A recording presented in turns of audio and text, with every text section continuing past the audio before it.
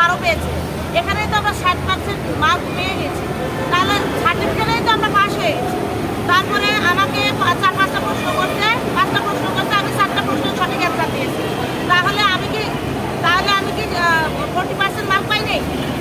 এখানে আমাকে কে বলবে যে আমি 40% মার্ক পাই নাই? আমি এখানে 100% ভাইবার অ্যান্সার করছি, আমার ভালো ড্রেস আপ পরে গেছি, আমার একাডেমিক কোয়ালিফিকেশন ভালো, তাহলে কিসের ভিত্তিতে আমাকে অকৃতকার্য দেখানো হলো?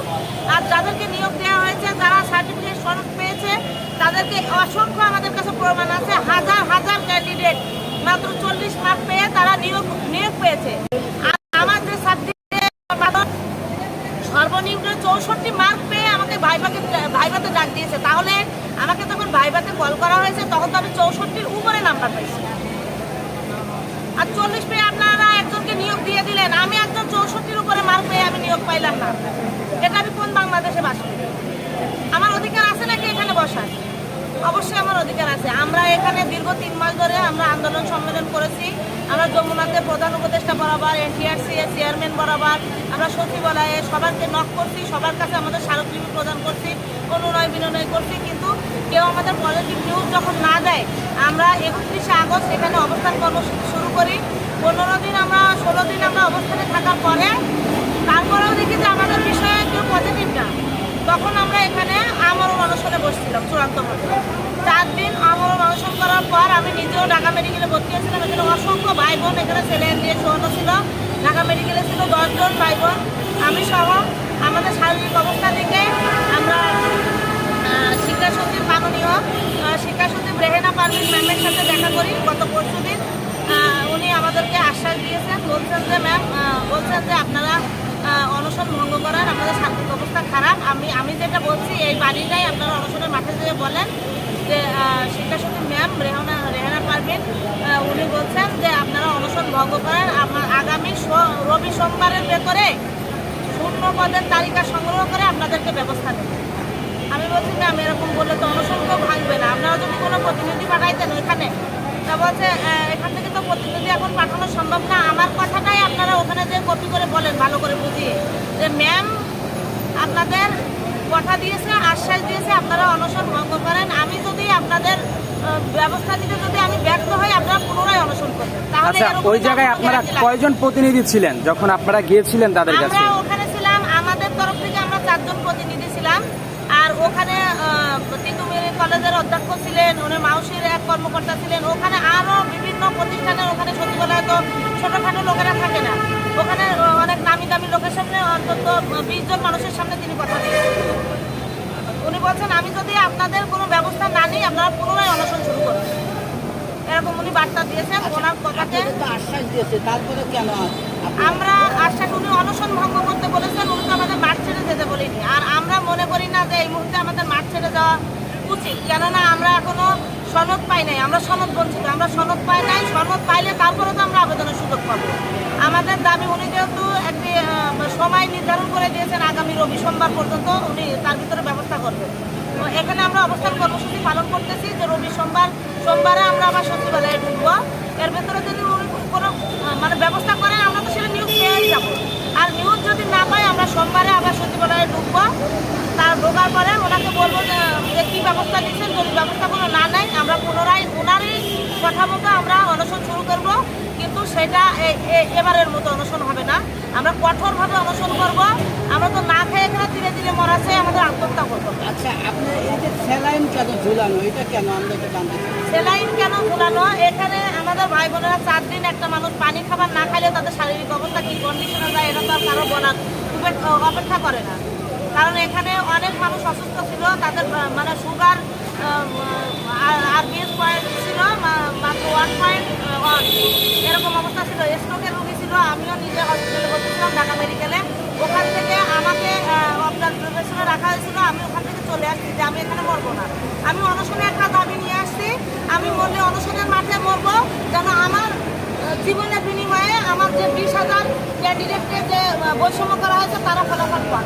এই জন্য আমি জোর করে সেলাইন সহকারে এখানে চলে আসছি। সেই সব সেলাইনগুলো এখানে টানানো অবস্থায় তাদের ছিল। আর একটা প্রশ্ন, সেটা হচ্ছে যদি এইখানে কেউ মৃত্যুবরণ করে, আপনারা যেভাবে করতেছেন, যদি মৃত্যু, এর দায়ভার কে নেবে?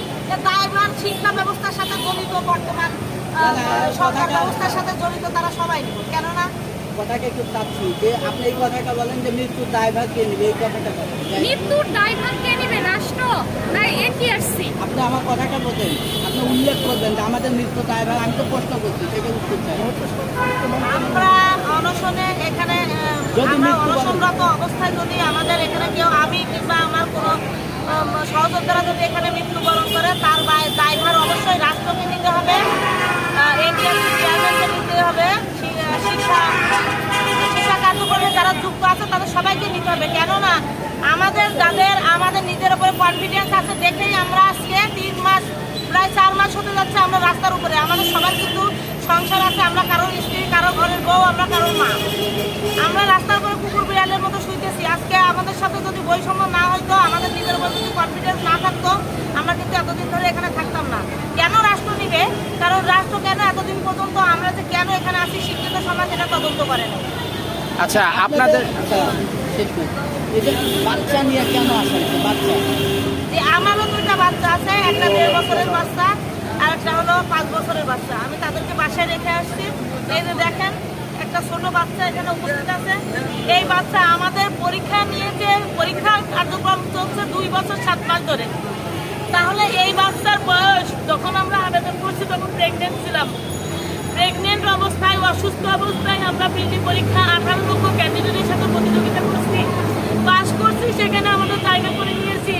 এই বাচ্চা মানে পরীক্ষা চলাকালীন সময়ে আমরা প্রসব করছি, তখন সেখান থেকে আমরা এই বাচ্চা বড় করতেছি। আজকে এই বাচ্চা এতটুকু বয়স, দেখেন এই বাচ্চা নিয়ে আমরা আজকে রাস্তায় বসতেছি। একজন মা, আমি একজন মা, আমি নিজের সংসার সামলিয়ে, পড়াশোনা সামলিয়ে, এই ছোট বাচ্চা সামলিয়ে, দেখেন আমরা ঘুমাইতে পারি না। বাচ্চা যখন ঘুমায় তখন আমরা বই নিয়ে বসে, আমাদের কোনো বিশ্রাম থাকে না, শারীরিক কোনো বিশ্রাম হয় না। আমরা যথেষ্ট পরিমাণ কঠোর পরিশ্রম না করলে আমরা 18 লক্ষ ক্যান্ডিডেটের ভিতরে প্রতিযোগিতামূলক পরীক্ষায় মাত্র 83,000 ভাইভাতে আমরা কৃতকার্য হতে পারতাম না। আজকে এই বাচ্চা কতটুকু নিয়ে, এই বাচ্চার জন্মের আগে থেকে আমরা রাস্তায় মানে পরীক্ষার সাথে যুক্ত। আজকে 2 বছর 7 মাস ধরে আমাদের এইভাবে ঢিলেমিশে করে পরীক্ষা নিয়ে আজকে আমাদেরকে বৈষম্যমূলকভাবে, প্রহসনমূলকভাবে আমাদেরকে সনদ বঞ্চিত করতেছে। এটা রাষ্ট্রের কি দায়ভার নাই? আমাদের তো অন্যান্য সরকারি চাকরির বয়স শেষ, আমার আর 2 মাস পরে সরকারি চাকরির বয়স থাকবে না। তাহলে আমি এই একটা চাকরির পেছনে যে লাইফের আমার গুরুত্বপূর্ণ সময় আমি নষ্ট করলাম। আমি অন্যান্য চাকরি ট্রাই করলাম না, পরীক্ষা ডেট করছে, আমি পরীক্ষা দিতে পারলাম না। তাহলে আমি কি আজকে শিক্ষিত হয়ে গ্র্যাজুয়েশন কমপ্লিট করে আজকে কি আমি বেঁচে থাকবো? আমার সন্তানের ভবিষ্যৎ কি? আমার হাজব্যান্ড একজন গ্র্যাজুয়েশন কমপ্লিট করা, সে আজকে বয়সের কারণে, বয়সে আপনারা একটা বিধি নির্ধারণ করে দিয়েছেন 32 বছর পার হইলে আপনারা কোনো সরকারি চাকরিতে আবেদন করতে পারবেন না। কেন আজকে গ্র্যাজুয়েশন কমপ্লিট করতে গেলে একটা মধ্যবিত্ত ফ্যামিলির সন্তানের কত লক্ষ লক্ষ টাকা খরচ হয়? আজকে কেন বাপ মা ভিটা বাড়ি সয় সম্পদ সব বিক্রি করে একটা সন্তানকে গ্র্যাজুয়েশন কমপ্লিট করে তার ভবিষ্যতে যদি তার কোনো একটা চাকরি নিশ্চিত না করতে পারেন, এই বাংলাদেশে আমাদের থাকার কি প্রয়োজন? এই বাংলাদেশে থাকার চেয়ে আমাদের মৃত্যুই ভালো। আজকে যদি এনটিআরসি এর মাধ্যমে, শিক্ষা সচিবের মাধ্যমে আমরা যদি সনদ না পাই, আমরা যদি কোনো ফলাফল না পাই, তাহলে আমরা এখানে কঠোর অনুসরণ করবো, আমরা আত্মহত্যা করবো। কারণ এই জীবন রাখার কোনো দরকার নাই। আমার 2টা বাচ্চাকে আমি ভালো মতো খাওয়াইতে পারবো না, আমার স্বামী বেকার, আমি বেকার, কে খাওয়াবে তাদেরকে? আমাদের ঘরে আমাদের বাবা মা, 2 শ্বশুর শাশুড়ি আছে, তাদেরকে আমরা কি খাবো? একটা কোম্পানির চাকরিতে কত টাকা ইনকাম করা যায়? আর আমরা যে শিক্ষকতার পেশায় যাইতে চাই, শিক্ষকই হলো একজন ব্যক্তি যে নিজের খেয়ে পরের সন্তান মানুষ করে। একজন সচিব, যিনি ওই সচিবালয়ে বসে আছেন, তিনি তো একজন শিক্ষকের মাধ্যমে এই সচিব হইতে পারছেন। তিনি বিসিএস ক্যাডার হয়েছেন, তার পেছনে কার অবদান?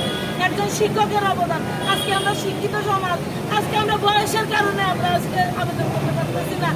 আজকে আমরা রাস্তায় বসে আছি, আমাদের আজকে বেতন, বাড়ি ভাড়া আমাদের দেওয়া হয় না। আজকে দেখেন এই প্রেস ক্লাবের শিক্ষকদের আন্দোলনে বেশি। কেন? আজকে সনদ পাইছে, সুপারিশ পাই না, নিয়োগ পাই না। যথেষ্ট পরিমাণ সিট খালি থাকা সত্ত্বেও আমাদেরকে সনদ বঞ্চিত করছে। আমরা 18 লক্ষ ক্যান্ডিডেটকে পেছনে ফেলে আসছি, আমাদেরকে দেখাচ্ছে আমাদের মেধাহীন। আমাদের কিভাবে মেধাহীন বলেন? 18 লক্ষ ক্যান্ডিডেট থেকে 83,000-এ আসা, এটা কিভাবে মেধাহীন হইতে পারে তাদের? যারা বলছে বলছে মেধাহীন তাদের মাথায় মেধা নেই। এটা আমি জোরালোভাবে বলছি, যারা বলছে মেধাহীন তাদের মাথায় মেধা নেই। কেননা আমরা 18 লক্ষ মানুষকে পেছনে ফেলেছি। আজকে আমরা আমাদের সনদ, আমাদের অধিকার, যে ভাইবার নাম্বার কোনো জায়গায় যুক্ত হয় না, যার কোনো অ্যাডমিট কার্ড নেই, তাদেরকে সনদ প্রদান করা হয়েছে 40 মার্ক দিয়ে।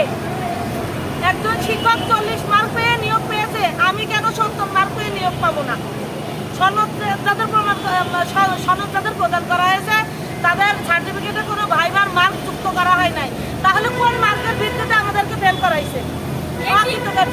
এনটিআরসি তো বলে যে ভাইবা পরীক্ষার মার্ক হচ্ছে আমরা যুক্ত করি না। জি না, NTRC তো 1 এটা থেকে বলে। 13তম পর্যন্ত কোনো ভাইবাই ছিল না, শুধু লিখিত মার্কের ভিত্তিতে নিয়োগ দেওয়া হয়েছে। আর তারা তো নিয়োগ দেয় না, তারা খালি সার্টিফিকেট দেয়। ওই সার্টিফিকেট ইস্যু করে আমরা গণবিজ্ঞপ্তিতে আবেদন করব, আমার মার্ক ভালো থাকলে আমার চাকরি হবে, নাহলে আমি ওয়েটিংয়ে থাকবো, পরবর্তী থাকবো, তাহলে আবার আবেদন করা লাগবে। এরকম সিস্টেম। তারা শুধু সার্টিফিকেট দেয়, তারা চাকরি দেয় না। আর 1 থেকে 13তম পর্যন্ত কোনো ভাইবাই ছিল না, 14 থেকে 17তম পর্যন্ত ভাইবা সিস্টেম চালু করছে।